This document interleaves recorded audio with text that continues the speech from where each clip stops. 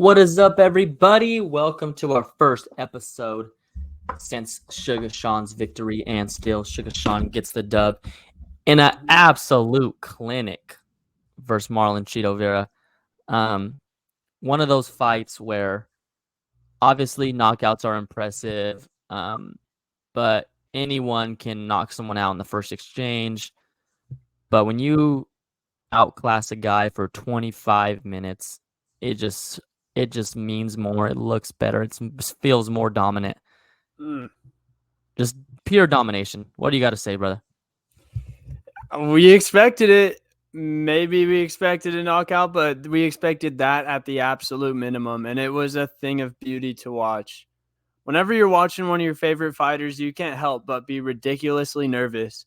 But after the first 3-4 minutes of this fight, it was hard to feel like Chito had much to offer. You saw the speed difference in there.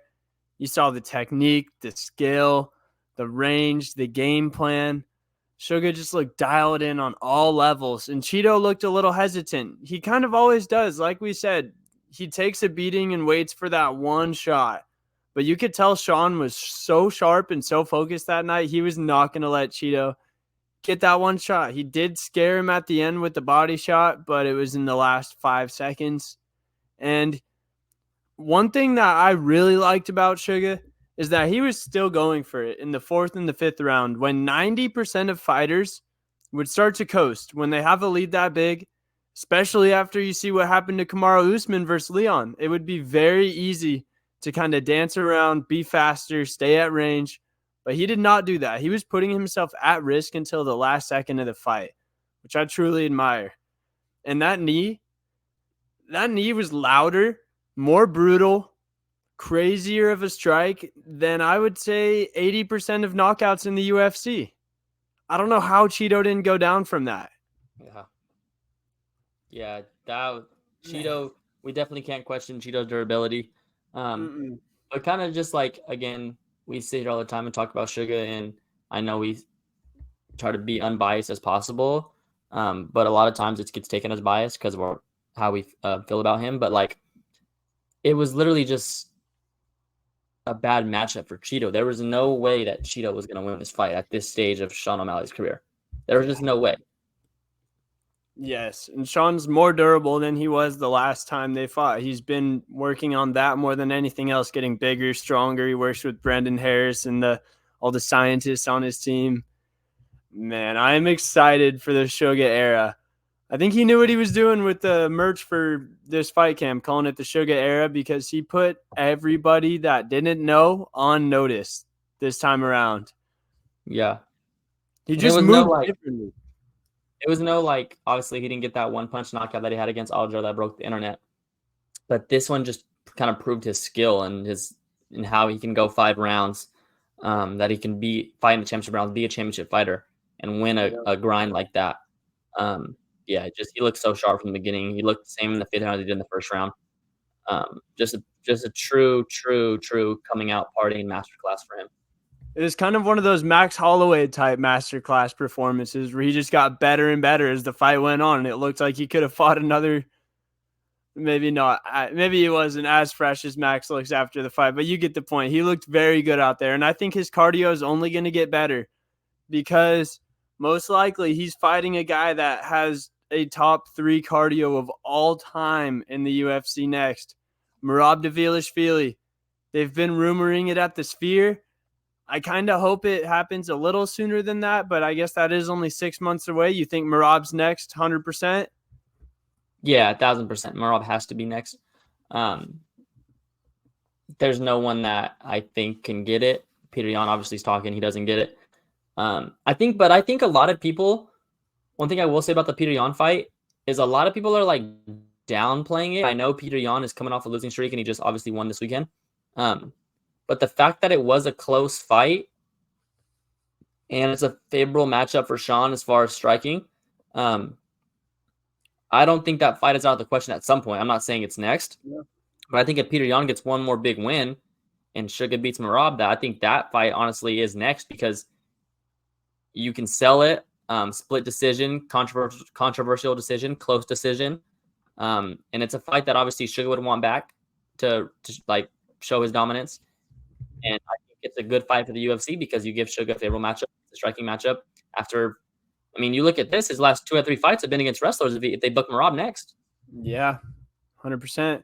I guess Chito didn't shoot for a takedown, but that was his best chance at beating Suga. He didn't even have the chance. He didn't get close enough. Yeah. Oof. Yeah, I think Peter's very much in the mix. He's only 31 years old. Like we said, he was on course to be one of the greatest bantamweights of all time before this little skid, which wasn't really even that crazy of a skid when you look at each fight. Besides the Merab one, there wasn't really a bad performance in there. So I agree with you. I think Peter probably needs one more win. I feel like him and Corey Sandhagen are in a pretty similar spot. I think if one of those guys gets a fight versus Umar Nurmagomedov and beats him, that guarantees you a title shot, though. So if I was Peter, that might be a good call out. Umar Nurmagomedov, I know you'd be fighting down, but with Peter's name and his status and with everything you just said, I think one good win, no matter who it is, puts him right at the front of the line for a title shot. You think Chito just needs to take some time off and kind of see how the division shapes out a little bit before we start picking opponents for him? Yeah, 100%. 100%. I mean, look at the bantamweight division. It's a lot of guys have fought for the title. A lot of guys have been close, but not a lot of guys have fought Suga. Yep, and that's a perfect scenario for the UFC. It kind of makes it hard to determine who really deserves the next shot after Merab, but it's a lot of potential candidates. And I'm going to say this like a broken record until it doesn't happen. I said it last week. The path for Suga becoming one of the GOATs, we took one step. We beat Merab next, then we beat Corey, then we beat maybe Peter, Umar, then we go up, beat Ilya, then we either stay at 145 or go back down, beat the next best guy. Man, that's top 3 right there. That's top 3 for our guy Suga, and I like him in all of those fights. They're scary, yes, but I like our guy Suga. Yeah. He has the window. He has about 4 more years. I got to be fair because I say this all the time. We have to stop the going up for divisions right away thing. We got to stop it. And I say it all the time when it's not Suga, so I got to say it when it's Suga. We have to stop that. You can't defend the title one time and talk about going up divisions, especially when Ilya hasn't defended it. You're right. We've got to get on the record saying that. I wasn't saying Ilya right now. I'm saying Ilya after Suga has at least 2 more defenses, most likely 3. And then at that point, I don't think anyone's mad at him going up. Yeah, I mean, Volk was deservingly so worth going up to 55 from 55.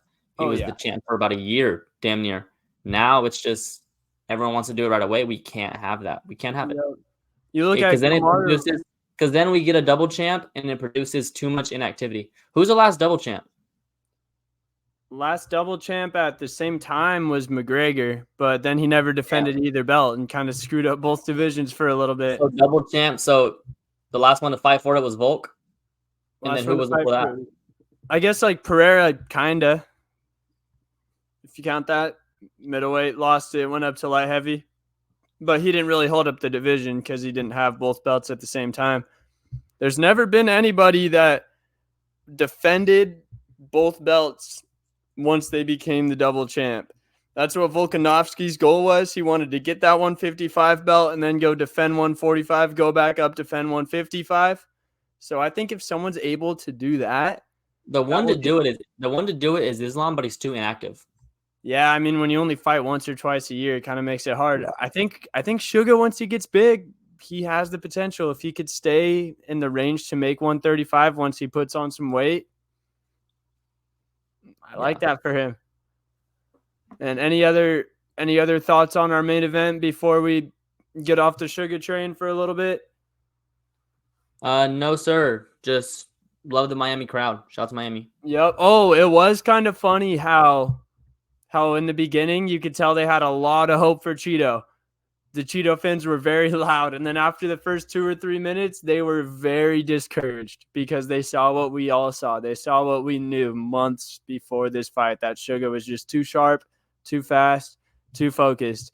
And also, I know Suga didn't directly crack Chito's titanium chin, but don't be surprised if Chito gets dropped in one of his next or two fights, or one of his next 1 or 2 fights, because there's no way you come back the same fighter from that. I think that was a career-changing knee and just a fight in general.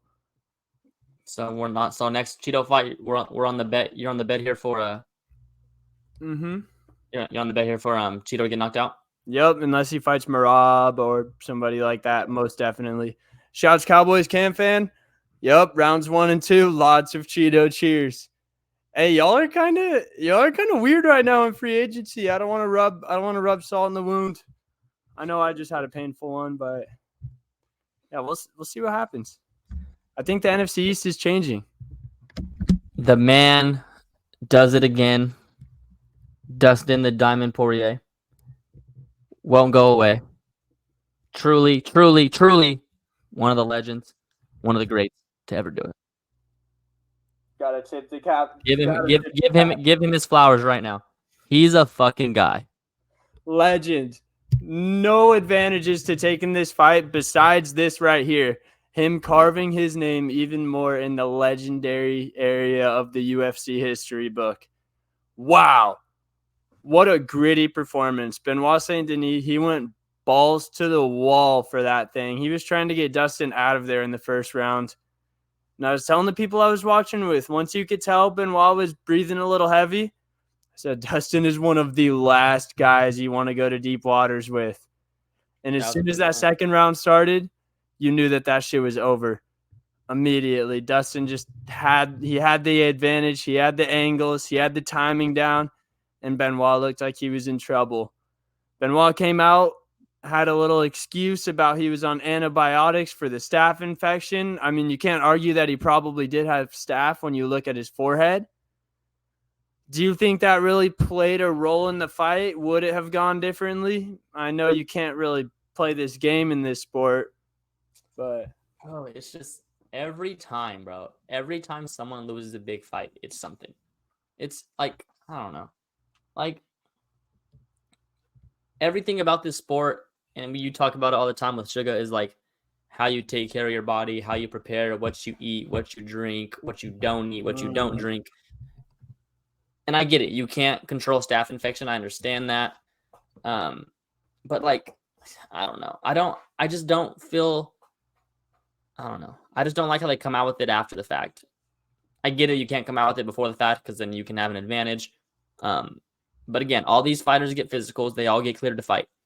I would imagine it's the hardest sport in the world to get cleared to go in there and lock yourself in a cage for. So if a doctor, multiple doctors looked at you and said you're okay to fight, I'm pretty sure you're okay to fight. Yeah, I agree.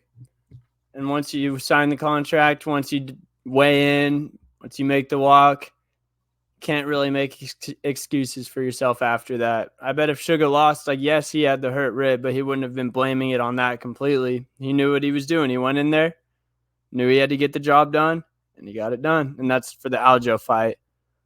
So with Dustin, this throws, I don't want to say it throws a wrench in the lightweight division, but it makes it a whole lot more interesting. I'd say there's 5 potential guys that could get the next title shot versus Islam. Justin Gaethje, Max Holloway, Charles Oliveira, Arman Tsarukyan, and Dustin Poirier. Bro, Diamond gets it. Fuck them dudes. Even if Gaethje has a crazy knockout over Holloway at 300? That's true. Because Gaethje just knocked out Dustin. Yeah. That's true. It's really interesting. I'm all in Diamond for real. All in Diamond. I did a little power rankings for who gets the next title shot out of those 5 guys.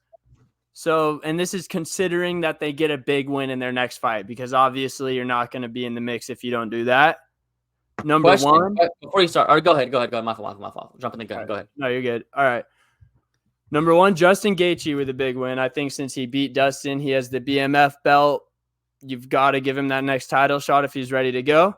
Number 2, I had Charles Oliveira just because he already was scheduled to fight Islam. He hasn't had a loss since then. He had a finish over Beneil Dariush.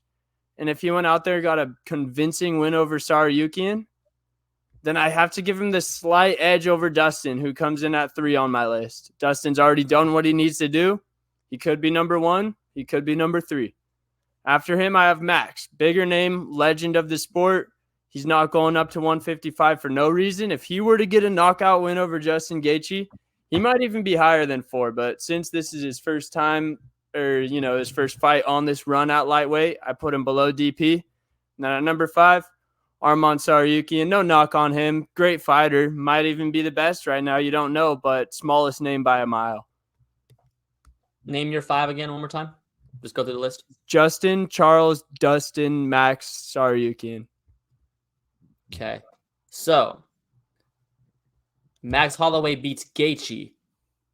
Gaethje just beat Dustin. So, if Max wins, does Max have to win convincingly? Or if he wins, he's Max Holloway, he gets a shot? Bro, I mean, if he beats Justin Gaethje, it's hard to argue. But then Dustin Poirier goes in there and says, what the fuck? I've already beat Max twice. Yeah. It's so tough right now. And then Charles has a win over Dustin and Gaethje. I don't think anyone's mad at those 3 getting a shot, though. No, 4. Charles, too. Yeah, Charles. But I'm saying those 3. Yeah. I don't think anyone's mad at that. It's interesting. They're I'm going not to I'm not big on Charles getting another shot. He is the only one. Well, I guess Arman also has a loss versus Islam, but Arman's loss wasn't nearly as bad as Charles's was. He actually fought Islam the closest, besides maybe Volk.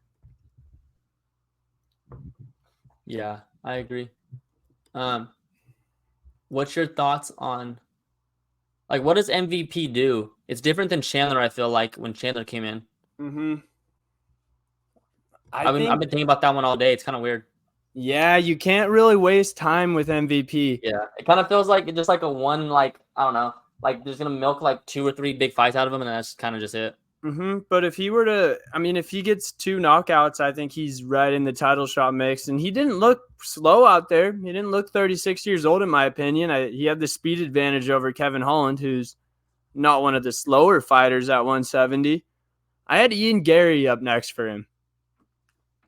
Oh yeah.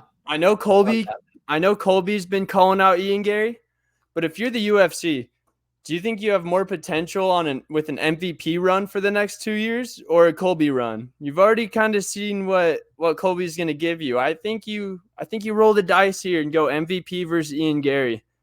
Whoever wins that is right up in that top 5, top 6 mix. Are MVP and Leon, like, they're not same country, are they? Yep, they're both from England. That would be nuts title fight in London. Did they got to trade? Did they train together or anything, or like are they like friends? No, they're separate. They're totally separate. Okay, so it makes it good. I think the real winner in this, just looking at this division, we talk all the time how like Sean's last fights have been against wrestlers, or gonna be Merab 2 out of his last 3. 2 of his last 4. Petr Yan was a striker, so 50% of Sean's last 4 fights have been against wrestlers. Hoping they book Merab, or assuming they book Merab. I think that Leon's in the driver's seat in this division for a long time because all those guys are strikers, and all those guys that we mentioned, I think you have to love Leon's chances. Yeah, as long as he can get by Bilal, I think he will. Though we've already seen the preview for that. Yeah. Saw what happened in the first round. Yeah, speaking of another exciting welterweight. For Kevin Holland also, I think they might feed Fakhramadov to him, or feed him to Fakhramadov, however you want to say.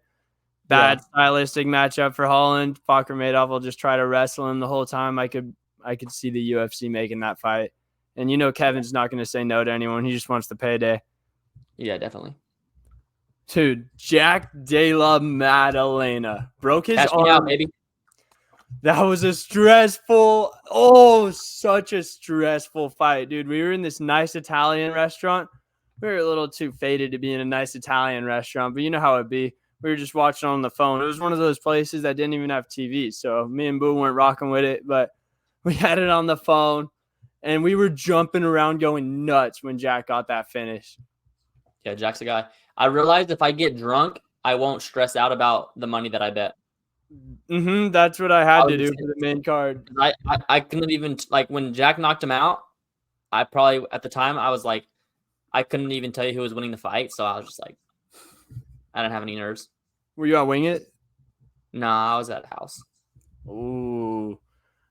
Dude, I like the living room vibe more than the bar vibe most of the time. Like, unless you have a good seat, good angle at the TV at a bar, living Yeah. room's usually the place to be. Then bars after the fight.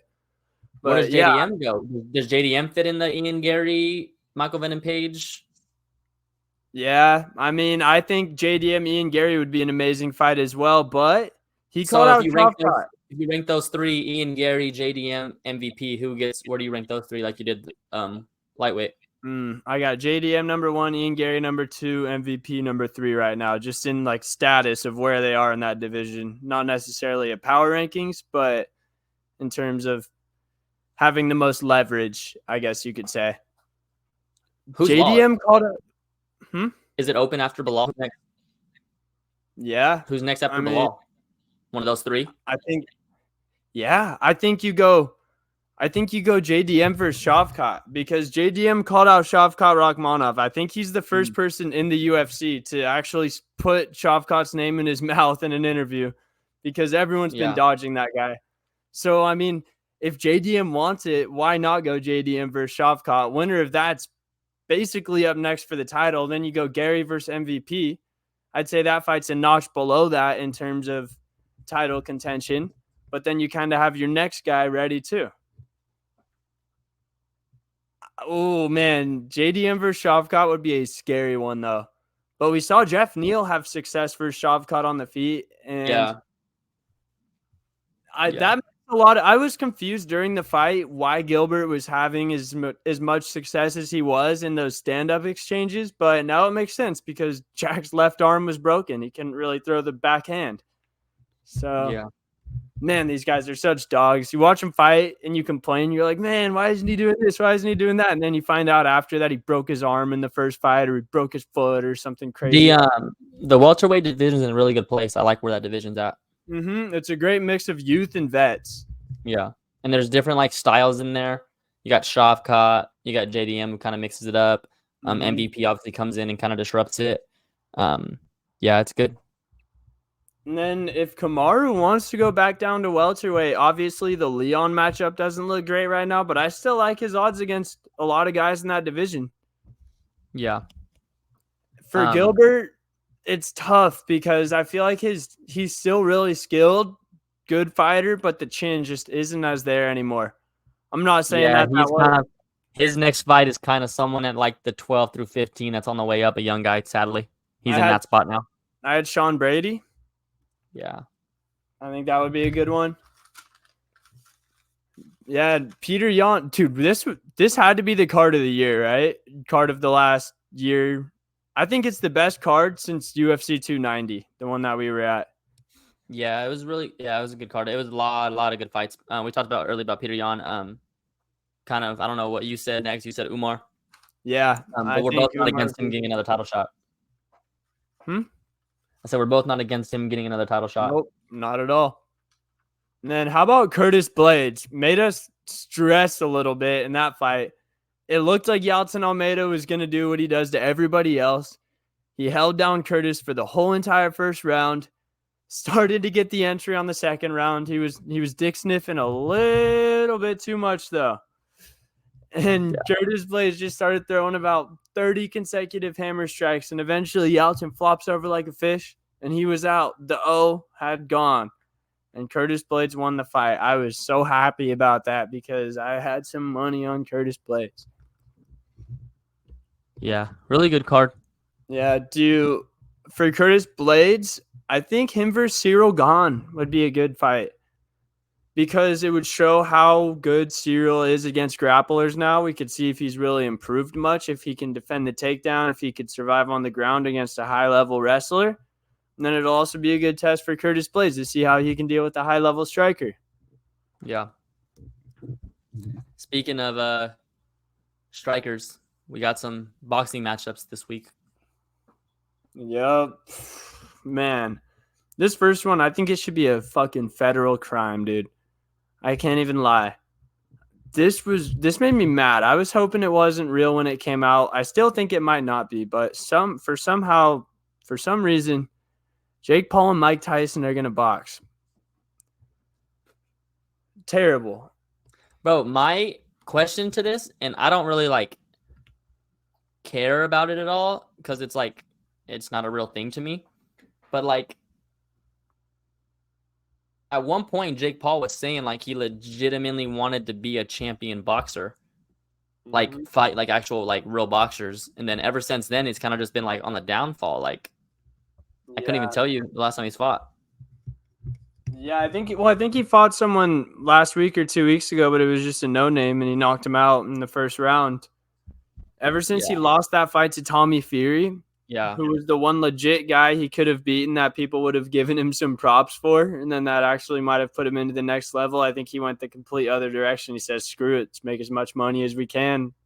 Yeah, definitely. I mean, why not? If you're Jake, yes, it makes you look like a terrible person, but it's the easiest fight he'll probably have, which I'm not disrespecting Mike Tyson. It's just any 57-year-old man should not be fighting.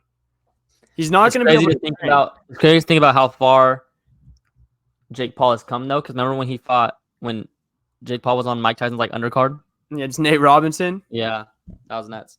That's crazy that happened too. Nate Robinson was half his size, but that was nuts, bro. And Nate got KO'd like that. Damn. And then we got Nate Diaz and Jorge Masvidal. Yeah, I'm more happy about that one. In Inglewood, California, that's a lot more even of a matchup. I think I like Masvidal just based off of how Nate looked in his boxing match versus Jake. He looked pretty slow, pretty old. I mean, you just have to think about it. Jorge pieced him up when they fought in the UFC, and he's probably a better boxer than Nate. So how does Nate win? Yeah, I think the only way Nate would win is if Jorge kind of empties the gas tank early. But because Nate's cardio is a lot better, but I don't really think that's going to happen in those short rounds because he is used to going 5-minute rounds in MMA, and boxing is what, 2-3 minutes? Yeah. So, dude, that Mike Tyson, that makes me sick to my stomach. I saw someone posted a Mike Tyson training montage today, but it literally cut out after every single strike. Like, it didn't have him throwing one combo. Like, he would throw a strike, and then it would cut to a fresh video because he probably just gets tired after the one punch. There's a video of him walking in a cane 2 or 3 years ago because his back was messed up.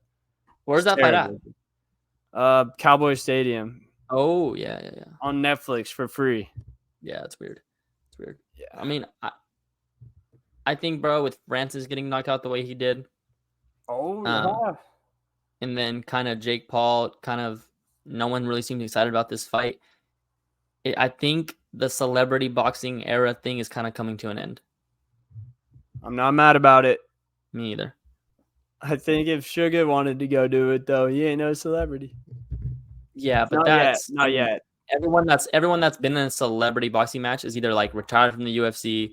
You're Jake Paul. You're like a big name celebrity. No one's like, we haven't had a fight where like two guys are in their prime since like Floyd and Conor. And Floyd was kind of out of his prime, but he was still Floyd, and Conor was in his prime, so it was interesting. Yeah, dude. Imagine one of those boxers actually came over and fought MMA though. Will never happen. Nope. Oh, yep. Apparently, the Mike Tyson Jake Paul one is apparently going to be free on Netflix, Anthony. Yeah. So I hope it's not true. I hope all this. No, it is. It's for sure on there. God. And of course, Ariel, the freaking rats out there promoting it, like the lead guy, just promoting elder abuse. Terrible. Yeah. Everyone's really making money off an old man's freaking not downfall. I guess Mike will make a lot of money too. It's probably why he's doing it because he needs money, but I feel like there's other ways that Mike Tyson could get some money. Yeah, definitely. And then this weekend, back in the Apex. Oh, we never put your bets up also from $2.99. Let me get those up real quick. We can go real quickly. We just had a monster night. Hit the parlay, and Suga and JDM came through. 122 plus 108's what? 230 minus 85. 1. I think it's like 135, something like that. Yeah, we'll take it. It's a couple steak dinners right there. Yep, better get one today. Come on.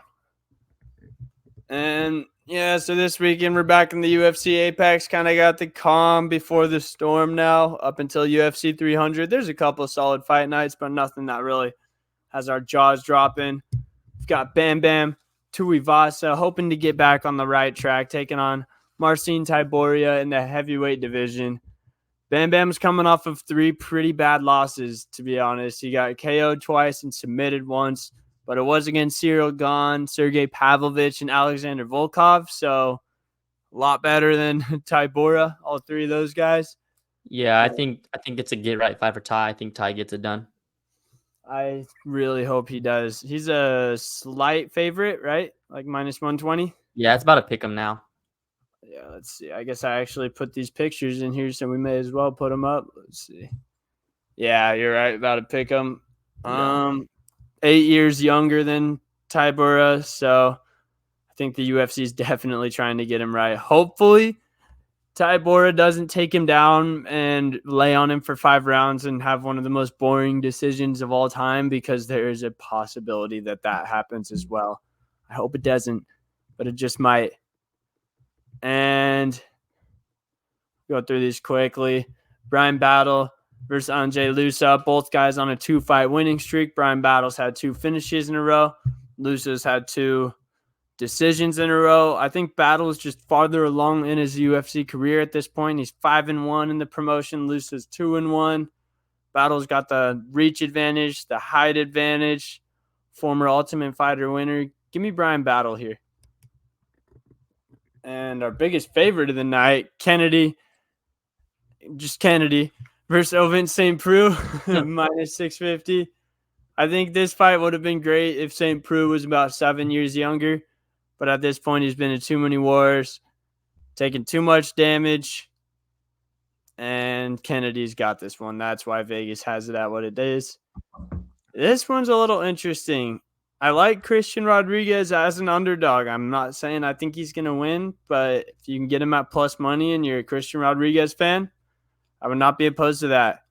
I think the reason Vegas has it at what they do is because Dolgarian's a grappler, a very good grappler, and that's kind of how Christian Rodriguez has been able to get the job done. So I do get it, but Rodriguez is good, man. Don't sleep on him. He already shut down the Raul Rosas hype train. He's only 26 years old, already has a lot more fights than Dolgarian. So, yeah, decent action this week, and I'll have it on.